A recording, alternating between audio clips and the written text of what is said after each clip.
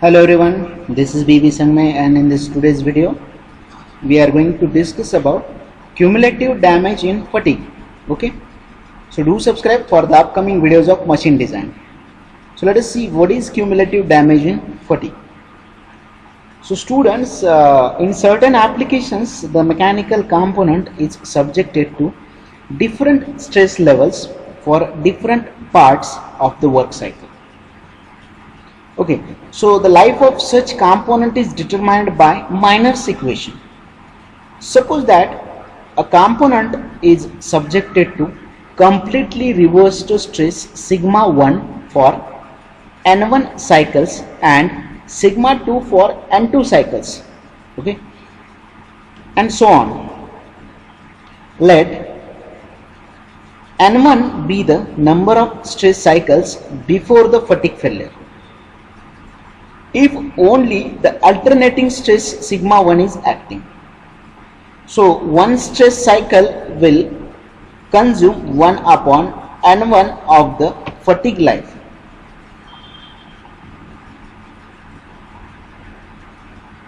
And since there are n1 such cycles at this stress level, the proportionate damage of a fatigue life will be 1 upon n1 multiplied by small n1, or n1 small n1 divided by capital N1, or small n1 by capital N1. Similarly, the proportionate damage at stress level sigma 2 will be 1 upon capital N2 into small n2, or small n2 upon capital N2. So let us add these equations. We will get n1 upon capital N1 plus small n2 upon capital N2 plus small nx upon capital Nx, okay, which is equals to 1. So this above equation is actually known as Miner's equation.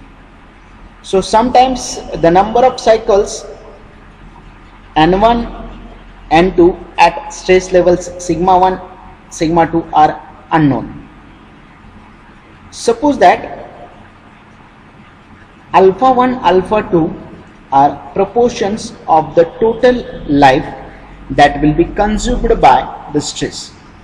Okay, so are you getting here? Alpha 1 and alpha 2 are the proportions of the total life that will be consumed by the stress level sigma 1 and sigma 2.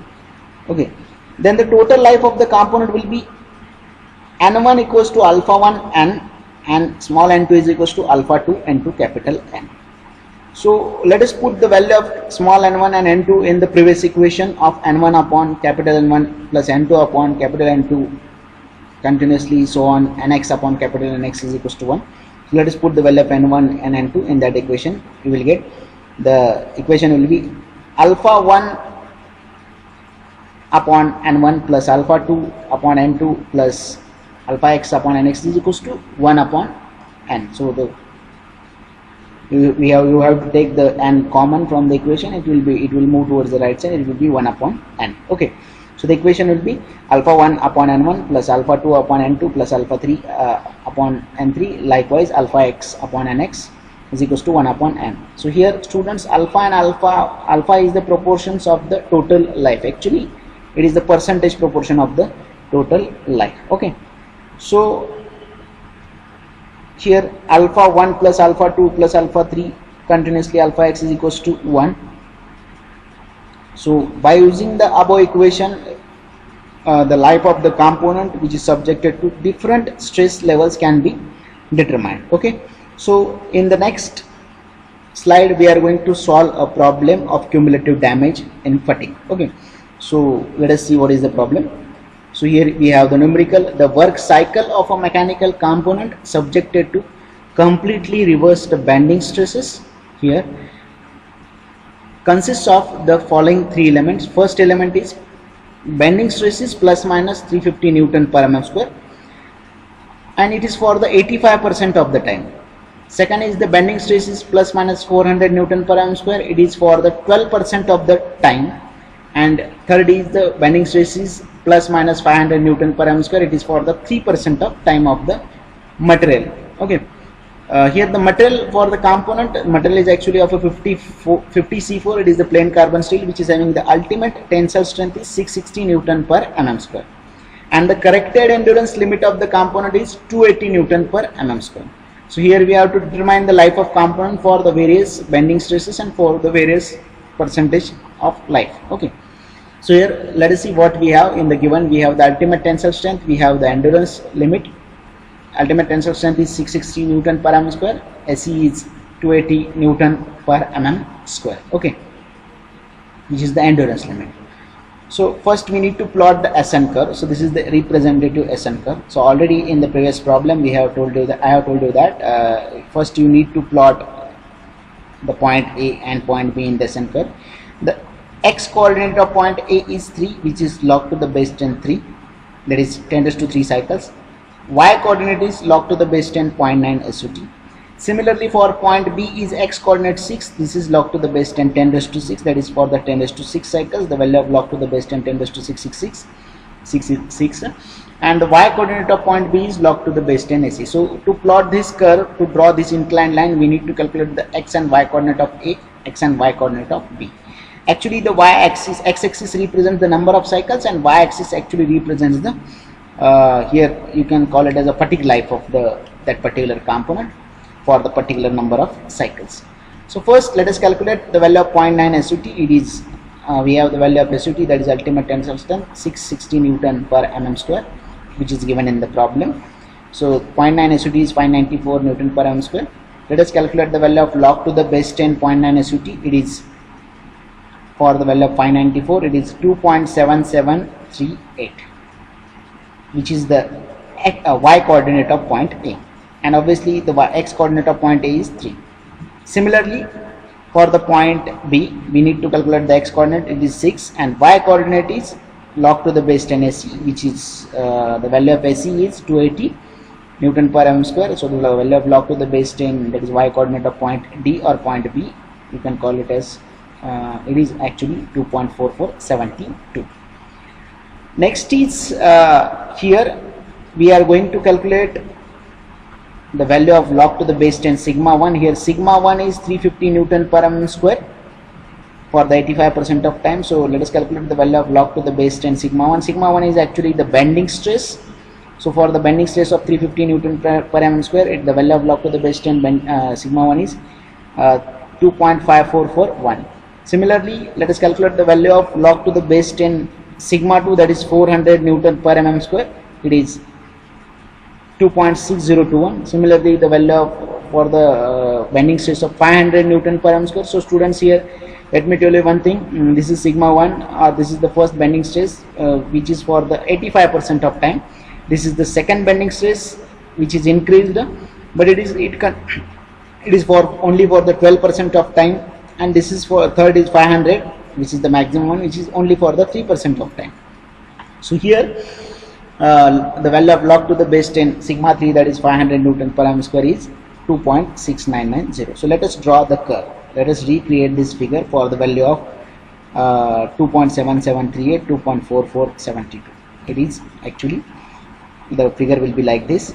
The point A is having x coordinate 3, y coordinate 2.7738, which is calculated. B is having x coordinate 6, y coordinate is 2.4472, which is the value of log to the base 10 SE. So let us join the point A and B. So on this point, for the particular value of log to the base 10 n, for the three values of log to the for the three values of bending stress, first value is 350, second is 400, third is 500, and for the percentage of time 85%. So this is the value of alpha 1, this is the value of alpha 2, and this is the value of 3% is the value of alpha 3. We are going to calculate the number of cycles or the life of the component. Okay, here we are going to determine the life of the component. So first, here I am going to take a ratio of EF upon dV is equals to AE upon AD. So here you can see that, let me highlight this. We are going to consider the ratio of EF upon dV and AE upon AD. Okay, so here EF, the x coordinate of F is log to the base 10 n, which is unknown. and x coordinate of E is 3. So EF will be log to the base 10 and minus 3. Similarly DB, x coordinate of B is 6, x coordinate of D is 3, it will be 6 minus 3. Similarly for AE, y coordinate of A is 2.7738, y coordinate of E is log to the base 10 sigma, which is unknown. Similarly for AD, y coordinate is 2.7738, y coordinate of D is 2.4472. So the distance AD will be 2.7738 minus 2.4472. So here EF upon DB is equals to AE upon AD. So the value of EF will be equals to DB into AE upon AD. So here DB is the distance between B and D is 6 minus 3. AE is distance between A and E is 2.7738 minus log to the base 10 sigma. Okay, here we have the three values of sigma: sigma 1, sigma 2 and sigma 3, which is first sigma 1 is 350, sigma 2 is 400 and sigma 3 is 500. So we are going to calculate the number of cycles and for sigma 1, sigma 2 and sigma 3. This is a different kind of problem comparatively the previous one. Here we have the three values of stress. Okay, that is why it is called as a cumulative damage in fatigue. Okay, are you getting, students? Okay, so here let's put the value of DB, AE and AD. AD is the distance between point A and D is 2.7738 minus 2.4472. Let us put all the values of DB, AE and AD. So after simplification I found that EF is equals to 9.1855 multiplied by in the bracket 2.7738 minus log to the base 10 sigma. So here we can calculate the value of EF for the three values of sigma, but actually the distance between point E and F is it is log to the base 10 and minus the x coordinate of point 3 E is 3, so it will be log to the base 10 minus 3, log to the base 10 and minus 3. So EF is actually equals to log to the base 10 and minus 3. So we have the value, two values of EF. First is by the simplification, second one is by the this formula. So let us compare these two equations from 1 and 2. It is log to the base 10 and minus 3 will be equals to plus 3. The 3 plus 9.1855 plus 2.7738 minus log to the base 10 sigma. So for this equation we can calculate the three values of N for the three values of sigma. So the first value of sigma is sigma 1, which is 350. Second value of sigma is 400, that is sigma 2, and third value of sigma, that is sigma 3, is 500. So we can calculate the three values of N, that is we can calculate the three values of life of the component. So first let us calculate the for the stress of 350 Newton per m square, and for the 85% of time let us calculate the value of N1. So the formula will be log to the base 10 N1 is equals to T3 plus 9.1855 multiplied by 2.738 minus you have to calculate the value of log to the base 10 sigma 1. So here sigma 1 is 350 Newton per m square, put the value of 315 here. So the value of log to the base 10 sigma 1, that is log to the base 10 350 is 2.5441, which is already we have calculated. Okay, let us put the value of log to the base 10 sigma 1, it is 2.5441. So let us simplify. N1 will be equals to, here N1 is equals to 1,28,798. Okay, so this is the life of the component for 350 Newton per mm square, or the number of cycles the component is going to sustain for 350 Newton per mm square. Next is for the value of N2, for the value of sigma 2 for 500 Newton per mm square, you have to modify this equation. Log to the base 10 N2 is equals to 3 plus remaining term minus log to the base 10 sigma 2. Here sigma 2 is 400. So the value of log to the base 10 sigma 2 is 2.6021. So let us simplify this. N2 will be equals to 37,770. Okay, these are the number of cycles the component is going to sustain. Next is let us calculate N3 for the stress of sigma 3 to which is 500 Newton per mm square. So the value of log to the base 10 sigma 3 is that is log to the base 10 500 is 2.6990. So that after simplification I found that N3 is 4,865 cycles. So you can see that as the stress reduces, bending stress reduces, the number of cycles the component is going to sustain increases. As the bending stress increases, the number of cycles are get reduced for the component is going to sustain.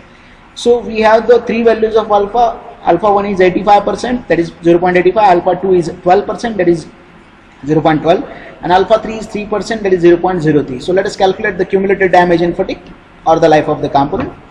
The formula is N1, N2, N3. We have the three values of cycles. N1 is for the 350 cycles, 350 Newton per m square. N2 is for 400 Newton per m square. N3 is for 500 Newton per m square. So you can see that the number of cycles are reducing as the stress intensity is increasing. Sorry. So alpha 1 is 85%, that is 0.85. Alpha 2 is 12%, that is 0.12, and alpha 3 is 3%, that is 0.03. So we have the formula of alpha 1 upon N1 plus alpha 2 upon N2 plus alpha 3 upon N3 is equals to 1 upon N. So from this equation we can calculate the cumulative life of the component, that is the total life for the reverse stresses 350, 400 and 500. So after simplification we have the value of alpha 1, alpha 2, alpha 3 and N1, N1 and N3. Let us put all the values of alpha and N, and let us calculate the value of N. The N is 62,723 cycles. This is the life of the component for this variable bending stresses. Okay, that's it. Thank you.